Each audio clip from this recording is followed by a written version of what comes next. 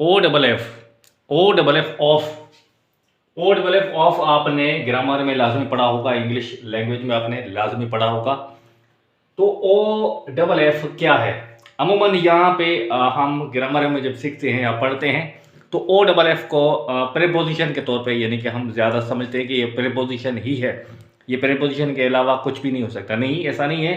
Parts of speech में आप यानी कि प्रीपोजिशन के अलावा भी इसको एडवर्ब के तौर पे भी आप यूज़ कर सकते हो, और इसको आप एडजेक्टिव के तौर पे भी इस्तेमाल कर सकते हो।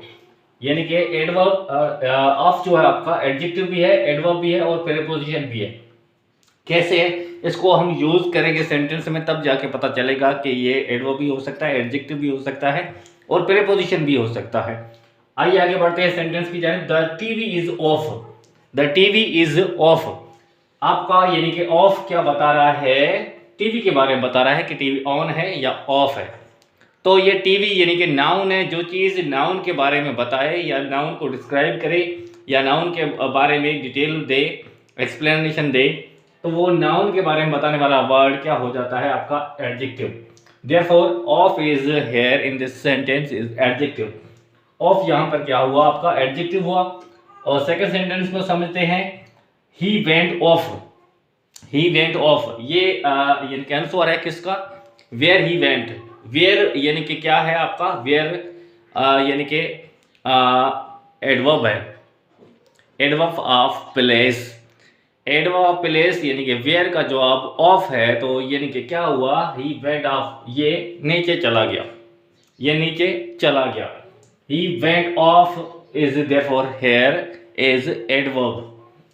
आइए आगे समझते हैं इन दो सेंटेंसेस को। इन दो सेंटेंसेस को आपने गौर से समझना है। Leaves are falling off the trees, leaves are falling off the tree. खिज़ां का मौसम है। Leaves are falling off the trees यानी कि पत्ते जो हैं दरख्तों से गिर रहे हैं।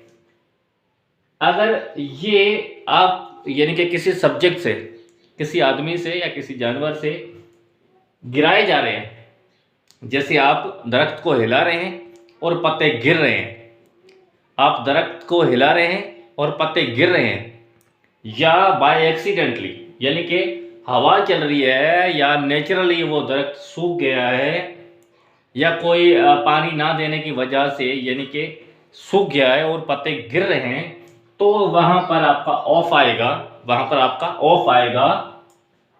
अगर ना कोई यानी कि leaves are falling from the trees, अगर पत्ते यानी कि काटने से गिर रहे हैं या कोई हिला रहा है, सब्जेक्ट यानी कि कोई काम करने वाला है उसके ऊपर, तो वहां पर लगता है फ्रॉम, यानी कि ऐसा काम जो किसी सब्जेक्ट की मदद से, किसी काम करने वाले की मदद से, कोई फाइल यहाँ पर है तो वहां पर लगता है फ्रॉम। अगर नेचर की मदद से कोई चीज़ हो रही है, बाय एक्सीडेंट हो रही है, हादसाती कोई चीज़ ऐसी हो रही है यानी कि टूट के एक चीज़ से टूट के अलग हो रही है, तो वहां पर हम ऑफ का इस्तेमाल करते हैं।